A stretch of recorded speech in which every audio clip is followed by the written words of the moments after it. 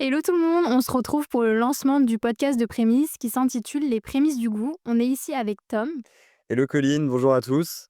Et du coup, Tom, est-ce que tu peux nous dire avec tes mots, qu'est-ce que Prémices? Alors Prémisse, c'est une entreprise qui organise des événements culinaires pour des entreprises avec des chefs. Donc on fait soit du chef à domicile, soit du traiteur en fonction des demandes. OK, super. Et est-ce que tu peux nous raconter un peu, qu'est-ce qui t'a donné en fait l'envie de créer ce projet? Alors ça a commencé quand on faisait des dîners chez moi tous les dimanches avec des potes.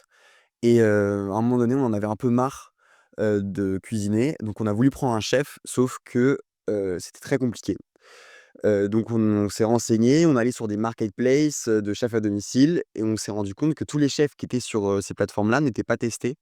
La preuve, c'est que moi, je suis chef à domicile sur ces plateformes alors que sincèrement, je sais pas très bien cuisiner et donc ça m'est venu comme ça et finalement, on a pivoté vers de l'entreprise, parce que c'est beaucoup plus, gros, on peut s'amuser, on peut vraiment faire de l'organisation d'événements, donc ça peut être de la location de la vaisselle, la mise à disposition de maîtres d'hôtel et cetera et même l'art de la table et que enfin, en général, donc je trouvais que c'était plus marrant, que des particuliers. Après, on fait un peu des 2, ça dépend des demandes. Ouais. Et qu'est-ce qui t'a, est-ce que tu te souviens en fait du premier jour, où ça a commencé? Du premier jour, sincèrement, je m'en souviens pas parce que l'idée, elle a quand même, ça fait 2 ans que l'idée germe dans mon esprit. Après, je m'en souviens de mon lancement en septembre, 2024. Donc ça, je m'en souviens, aucune commande, c'était un peu compliqué. Mais en vrai, ça fait partie du jeu donc Bien sûr, voilà. bien évidemment. Et le nom, parce qu'en fait on dit souvent depuis le début prémisse, prémisse et cetera, mais pourquoi en fait le nom prémisse exactement? Alors prémisse, c'était pas l'idée de base. D'abord, faut que je raconte parce qu'il y a eu beaucoup de changements. Tu m'étonnes, c'est sûr. Heu, Au début, ça s'appelait sapide. Donc sapide, c'est le contraire d'insipide, donc ce qui a du goût. Finalement, il y avait Alain Ducasse qui avait déposé un restaurant qui s'appelle Sapide sans eux, bref, on a reçu une plainte. Pareil pour, on a voulu changer, Quelle anecdote! on est devenu Festin et Festin pareil, il y Ça avait un existe déjà. ça existe déjà dans le sud et Même à Paris, hein. même à Paris, ouais, Même à Paris. peut-être, je connais pas et donc on est devenu Prémisse et Prémisse, c'était parce que on avait regardé un documentaire avec, mon associé qui voulait dire qu'en gros, c'était le premier restaurant du monde s'appelait Prémisse et on s'est rendu compte que c'était pas le cas. Donc maintenant ça a plus trop de sens, mais c'était ça le sens du départ et on voulait un mot français aussi. Est-ce que tu peux nous dire à qui tu t'adresses, en fait derrière ce projet? Je m'adresse à toutes les personnes qui aiment bien manger, qui aiment la bonne nourriture, qui aiment le bon vin, donc on touche beaucoup de monde. Après pour les entreprises, ça peut être aussi, des personnes qui veulent organiser des événements un peu originaux, heu et faire des choses un peu spéciales, c'est-à-dire que, on l'art de la table en général, tu vois? Ce genre de choses-là, on essaie toujours de mettre une petite touche différente, qui joue en vrai. OK, donc tu t'adresses vraiment à un peu tout le monde, c'est ça? Bah, tout le monde non, mais après, enfin les personnes qui aiment la bonne nourriture et cetera. Après il y a je pense que c'est assez commun, ouais. Est-ce qu'en lançant Prémisse, ah, qu'est-ce que tu veux que les gens ressentent en fait derrière, derrière? Je sais pas si la question est très bien posée, mais si tu comprends, mais qu'est-ce que tu aimerais que les gens ressentent Ouais, derrière Prémisse? Ils ils prennent un dîner, Prémisse, ouais. qu'est-ce que tu aimerais que qu'il reste dans leur esprit en fait à la fin? Bah, déjà, enfin, c'est une expérience culinaire, le chef à domicile en général. Donc, c'est vraiment, sortir un peu des restaurants de base, que tout le monde fait à chaque fois lorsqu'on a un moment et aussi, les décharger parce que finalement un chef à domicile, ça coûte pas plus cher qu'un restaurant. Nous, on a des pro on notre première gamme de prix, elle est à 50 € par personne, amuse-bouche, entrée, plat, dessert, donc c'est quand même assez complet. Et on a enfin le client, il a strictement rien à faire donc le chef arrive avec les ingrédients, il cuisine sur place, ensuite il range tout donc c'est vraiment, une vraie expérience dans le confort de sa maison. On a strictement rien à faire, quoi, donc c'est cool. Ouais, c'est vrai. Et en lançant Prémisse, on va revenir un peu, à tes débuts. Ouais. Donc, en lançant Prémisse, comment tu t'es entouré en fait? Heu, Comment je me suis entouré Quels ont été les gens qui étaient là, au pour départ? toi? Ouais, exactement. Alors, j'ai créé, Prémisse avec mon meilleur ami, Enzo, qui m'a donné énormément de contacts puisqu'il a lui, il avait créé un spectacle qui s'appelait Les mots à la bouche. Donc il avait beaucoup de contacts dans le milieu de la cuisine et cetera. Donc on s'était entouré de beaucoup de chefs qui nous ont donné beaucoup de conseils. Je pense notamment à Stéphane Gégaud dans le 7e, qui a pris beaucoup de temps à nous conseiller et nous aiguiller. Donc ça, c'était les principaux acteurs, En parlant en fait, des débuts, ouais, quelle a été, la première si je puis dire, grosse erreur du début? La première gal serre du la début. première galère, disons, plutôt, pas erreur, plutôt galère. Hem, Quand j'ai eu mon premier client, en fait, pendant 3 mois, j'ai pas eu de commande. Donc pendant 3 mois, je devenais fou, je travaillais chez moi, il se passait rien, c'était une horreur. Ça, c'est toujours les débuts, en fait, quand tu te lances dans Bah, dans le c'est ce qu'on me disait, mais après bon, quand tu le vis, c'est pas pareil, hein. Putain, c'est horrible. Et j'ai eu le premier client, le 25 décembre, donc j'étais comme un fou. Malheureusement, en c'est fait, une j'étais date pas qui a prêt. dû, te marquer. Ah ça, c'est sûr. Là, le 25 décembre, non, je vais pas dire son de famille. Mais bref, du coup, ça m'a énormément aidé. Et le souci, c'était quoi? C'est que j'ai pas pu la facturer parce que je savais pas la facturer. Donc ça a été C'est-à-dire? un enfer. Comment ça? Bah, en fait, mes méthodes de facturation, je savais pas faire encore. Ouais. Donc du coup, je sais plus ce que j'avais fait, mais je crois que j'avais fait une facture sur Canva que je lui avais envoyé. Je lui avais envoyé un RIB, mais c'était pas le RIB de mon entreprise. Oh l'angoisse. Enfin bref, ouais. Mais finalement, ça a été géré. OK. Et est-ce que tu peux nous raconter pour une petite anecdote, le moment où vraiment tu tu failli abandonner? Enfin, je si tu as failli abandonner à un moment ou un autre, mais que tu t'es dit: «Non, en fait, il faut quand même que je continue, que je persévère» et Ouais, cetera? ça je l'ai déjà eu plusieurs fois. En fait, quand, tu es dans l'étape de l'idée et quand tu crées une boîte, souvent ça peut créer beaucoup de temps en fait parce que du coup tu essaies de trouver le bon business model, comment tu vas t'implanter et cetera. Surtout que c'est assez concurrentiel, le traiteur et le chef à domicile, il y a quand même énormément d'entreprises qui en font. Donc on a énormément pivoté, mais surtout on a énormément réfléchi et au bout d'un moment, je crois que c'était au bout d'1 an, de la création du projet, c'était très compliqué. Je savais pas si j'allais le lancer et cetera.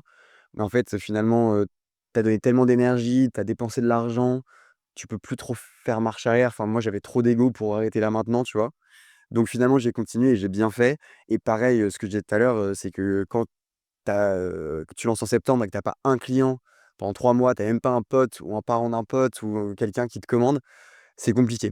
Mais en vrai, j'étais grave bien entouré, donc on m'a tout le temps motivé et ça m'a permis aussi de tenir bon, tu vois? Oui, bon ça va alors et en parlant du coup d'une grosse galère, est-ce que tu peux maintenant nous dire la chose dont tu es un peu le plus fier avec, avec Prémisse? La chose que tu as réalisée ou qui va peut-être se réaliser et dont tu es vraiment super fier? Alors, il y a un événement qui est en préparation, mais je peux pas le dire pour l'instant, je pense. Je j'ai pas Il nous tease. Voilà, donc ça, je pense, ça va être l'événement où je serai le plus fier. Mais pour l'instant, l'événement, que j'ai fait, dont je suis le plus fier, c'est je pense, le comité exécutif de Moi Tennessee, donc LVMH. Quand on a eu cette commande-là, c'était un peu, rêvé, c'était hyper surprenant parce que on venait de se lancer et ils nous ont fait confiance et là, on est en train de faire plusieurs autres dîners pour eux d'ici septembre. Donc ça leur a plu, donc on est trop contents et ça, pour le coup, c'était un vrai stress, je m'en souviens, j'étais sur la table là-bas, je passais l'entretien en visio, j'étais bien stressé, mais en vrai, on a géré, donc c'était le principal. OK est-ce que, du coup, en lançant maintenant Prémisse et cetera, en ayant, ta boîte, est-ce que tu te considères du coup maintenant comme, un entrepreneur? Oh bah oui, parce que je pense que lorsque tu entreprends, tu es entrepreneur. Après est-ce que Merci Tom. ouais, non mais oui, mais c'est quand même, logique. Après, est-ce que je suis un bon entrepreneur? Pour l'instant, je pense pas. Pour l'instant, je suis juste, bah, j'ai lancé ce qui est bien, c'est que j'ai réussi à lancer mon entreprise et je suis trop content. Après, j'ai énormément d'étapes, énormément de routes encore à faire pour, pouvoir me considérer comme quelqu'un, enfin, tu sais, j'ai déjà croisé des mecs, ils savent très bien qu'ils peuvent créer n'importe quelle boîte et ça marchera parce qu'ils ont vraiment tout compris, tu vois? Moi, pour l'instant, c'est pas le cas, mais après on essaye, hein, c'est C'est en l'objectif. cours, c'est C'est en en cours. cours. Oh, c'est pas grave et en revenant sur Prémisse du coup, est-ce que tu peux nous raconter comment, tu sélectionnes en fait les chefs? Est-ce que c'est des personnes que tu connaissais déjà ou En gros, d'abord, nous, on les sélectionne comme tu dis, donc on fait des appels de 45 minutes avec eux pour qu'ils nous racontent leur parcours, qu'ils nous donnent leur CV, qu'ils nous racontent, leurs expériences. Ils peuvent s'adapter au monde du chef à domicile puisque c'est très différent qu'un restaurant aussi. Il y a beaucoup d'imprévus, tu es dans des cuisines que tu connais pas, enfin ce genre de choses-là. Et tu contactes du coup directement des chefs, pas spécialement des chefs à domicile, c'est ça? Non, ça dépend. En fait, au départ, on contactait, maintenant c'est eux qui viennent vers nous, qui nous envoient des messages pour rejoindre le réseau et donc suite à ça, on leur fait passer un entretien. Si ça se passe bien, ils accèdent pardon, à la deuxième partie. Donc là, on les teste, donc on leur fait un dîner test. Donc ça peut être, chez moi, chez des copains, n'importe qui et on voit si c'est vraiment qualitatif. Donc ça nous est déjà arrivé de tomber sur des chefs, où on était surpris parce que c'était hyper bon alors qu'on pensait que ça allait pas être un truc de dingue et à l'inverse, être surpris, en disant: «Ah bah, c'est dégueulasse». Donc on fait ces tests-là et surtout, il y a aussi un travail derrière de sourcing des produits. On vraiment on s'informe comment ils fonctionnent, comment nos chefs fonctionnent. Donc c'est un travail de longue haleine mais c'est hyper important. Donc Maintien c'est une grosse sélection quoi, c'est pas Ouais, juste comme ouais, ça à la va-vite? exactement. Ah ouais. Bah, au départ, ce que je te disais, au départ, on en fait, on envoyait des messages à des chefs et puis on en avait recruté plein et finalement, il y avait une presta qui s'était mal passée en janvier et à ce moment-là, on s'est dit: «Faut qu'on revoie tous nos processus».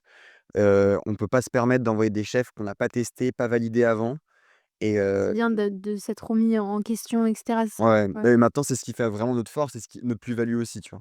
Et du coup, dis-nous pour les prestations en fait à l'international, comment ça se passe un peu? Est-ce que c'est le même processus, qu'en France, que sur Paris et cetera? Alors sur les prestations à l'international, c'est un peu différent. Puisque, c'est souvent quand on part en vacances ou, quand on va rencontrer des chefs, autre part Ah, que c'est directement sur les lieux en fait? ouais, en fait, on crée des liens d'abord avec les chefs et donc c'est plus rapide, on sait exactement à qui on s'adresse et cetera et ensuite, on commence un peu à se développer là-bas, donc on fait du référencement, enfin, on lance des petites bouteilles pour voir si ça peut prendre et par exemple, là, en Espagne, ça commence à prendre, on commence à avoir des prestations en Espagne et en fait, tous les chefs, c'est des chefs que j'ai rencontrés pendant mon échange universitaire. C'est hyper drôle. Donc voilà, et puis on les fait travailler, ça se passe très, très bien. OK. Et donc maintenant que Prémisse c'est déjà, bien lancé et cetera, est-ce que tu peux nous dire un peu, tes petites prévisions, si je puis dire, pour cette année? Pour l'année qui Alors pour suit? cette année, moi là, j on a beaucoup d'événements qu'on est en train de réaliser, Des donc gros événements? ouais, des gros Ouais. événements, des événements qu'on n'avait jamais fait avec, énormément de personnes. Donc on passe un cap, donc je suis vraiment trop content. L'entreprise qui grandit quoi. Exactement. En plus, j'ai recruté, 3 nouveaux stagiaires, mais qui sont vraiment enfin, on a créé des liens assez forts. Donc enfin, bah, parmi toi aussi, donc ça fait bizarre d'en parler comme ça, mais c'est la vérité. Qui me permet aussi de m'alléger et d'aller aussi beaucoup plus vite. C'est-à-dire que bon, bah, là, toi, tu t'occupes de la partie, prospect com, Johan vraiment de la partie com et Max, de la partie prospection vraiment sur des clients. Donc ça me permet aussi d'accélérer et d'accélérer la cadence, en fait. Ouais, tu peux le dire, on est une bonne équipe, on est une Ouais, bonne team très en bonne plus. équipe et donc pour cette année, c'est vraiment l'objectif. Après, pour plus tard, tu vois? J'espère vraiment que Prémisse, ça va être, une entreprise qui va vraiment marquer des esprits en se disant: «OK, demain je veux un chef à domicile, demain je veux un traiteur».